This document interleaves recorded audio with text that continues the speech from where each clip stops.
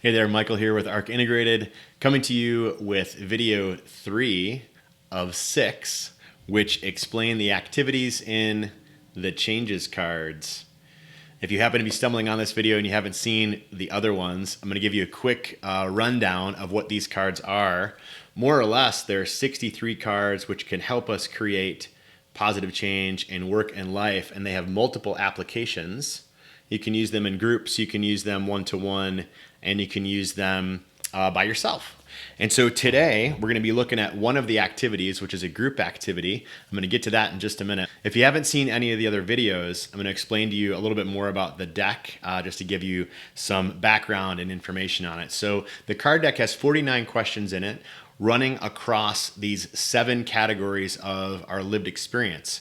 And if you're curious to learn more about these categories of our lived experience and how they impact our success in work and life, you can check out the book, Changes, The Busy Professional's Guide to Reducing Stress, Accomplishing Goals, and Mastering Adaptability.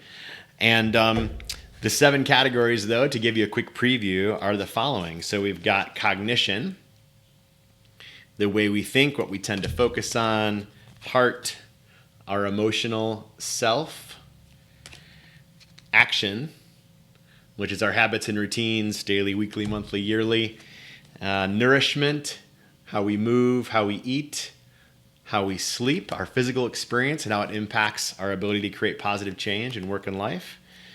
Next, we've got guts, which is our courage to act congruently with what our truth is, both in work and in life. Next, we've got environment, the people, places, and things that we surround ourselves with. And then lastly, spirit, which is our belief systems, both the big ones about where we think we're going, and as well as the individualized belief systems around what might we accomplish in our life, how much do we deserve, things of that nature. So that's a little bit about the 7 categories. So as I mentioned, this card deck can be used 3 different ways. You can use it by yourself, right? You can use it in large groups, which we're going to be talking about today. And you can also use it one-to-one in paired activity. So the activity that we're going to be talking about today is called meaningful meetings. Meaningful meetings. And I'm going to read you what the instructions are on the back. So if you happen to get this deck, you've got the instructions with you, but I'm going to elaborate a little bit on the instructions to give you some value around this video and how you can think about using this particular activity. So, meaningful meetings. It says, shuffle the deck thoroughly, bring the deck to weekly meetings. For 1 quarter of the year, have your team pick a card at random and spend 5 minutes discussing the question to kick off the meeting. Consider how the answer to the question impacts current purpose, progress, or performance. And so when you think about the deck, here is the deck, 49 questions across our lived experience. Here's an example of one of the questions, just to give you a little flavor of what you're working with. And this is the part that you would shuffle. You'd shuffle the questions for this particular activity. And so to elaborate on the value of this activity and how you might use it, you can think about using it in 3 different contexts. So it says, to think about how the answers to these questions are going to impact performance, progress, or purpose of the team. But you could think about team in kind of a wide variety of ways. One way to think about a team is a corporate team. So if you're working really in any organization, you're likely having connections with other coworkers, and you might be on a team of sorts. So you could use this activity in your meetings at work.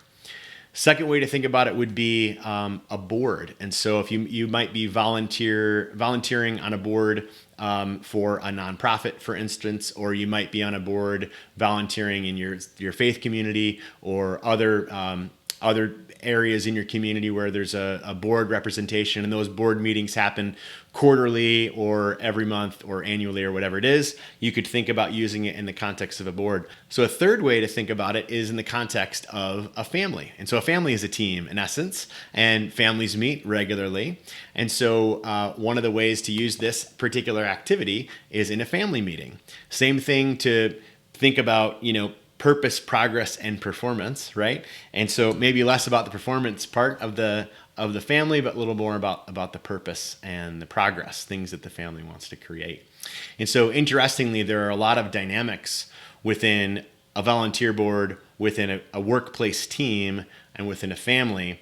And those dynamics can be influenced by the questions that we ask, which is where the value of this exercise comes in, is helping to ask ourselves better questions so that we land on better results for what we're trying to create. So that's the end of this video. Again, this is called Meaningful Meetings, a group activity for the Changes card deck. And lastly, before I sign off, below this video, you're going to find links to additional videos about the Changes cards. There are 6 activities within this deck. And so you can find links below this video to that. You can also find links to our virtual card deck, as well as the physical card deck, should you like to purchase one. Thanks so much. Reach out if you have any questions, and I hope this finds you doing really well. Thanks again.